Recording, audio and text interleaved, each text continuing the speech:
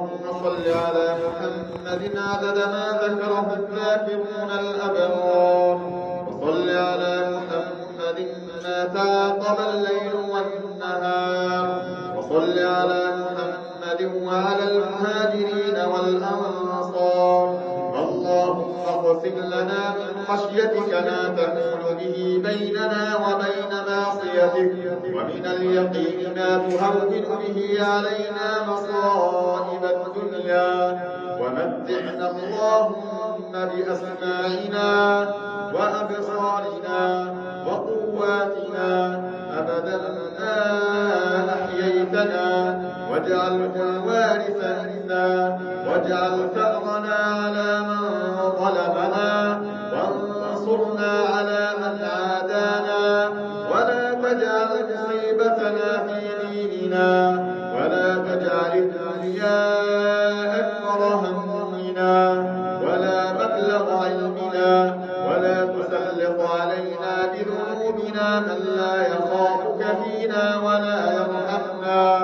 اللهم اجعل القرآن العظيم ربيع قلوبنا ونور صدورنا وجلاء أحزاننا وذهاب همومنا وغمومنا.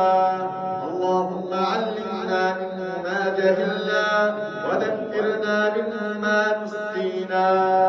اللهم وألبسنا به الحلل وأسكننا به الظلل، وادفع عنا به النقم، وزدنا به من النعم يا ذا الجلال والإكرام.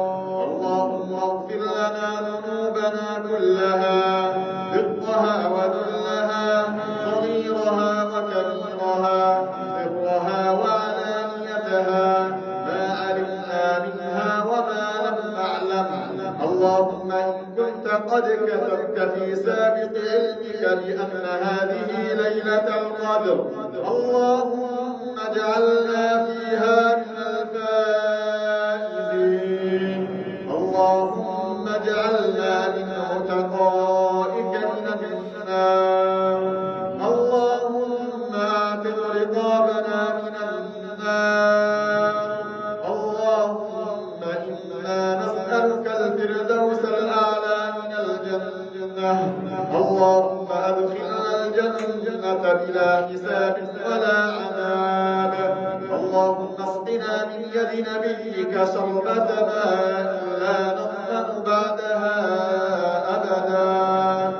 اللهم احفظ المسجد الأقصى من براكين اليهود المعتدين.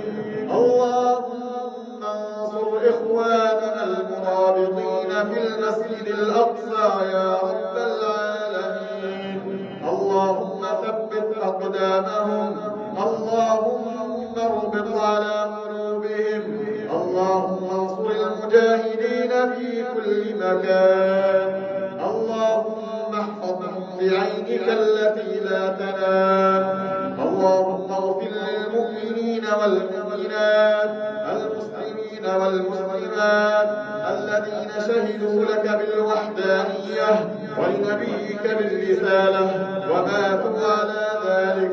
اللهم اغفر لهم وارحمهم وعافهم واعف عنهم وأكرم نزلهم ووسع مدخلهم واغسلهم بالماء والثلج والبرد ونقهم من الذنوب والخطايا كما ينقى الثوب الأبيض من الدنس.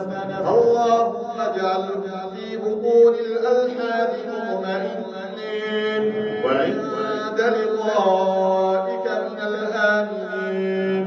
اللهم اجعلنا في هذه الليلة من الفائزين. تقبل اللهم صيامنا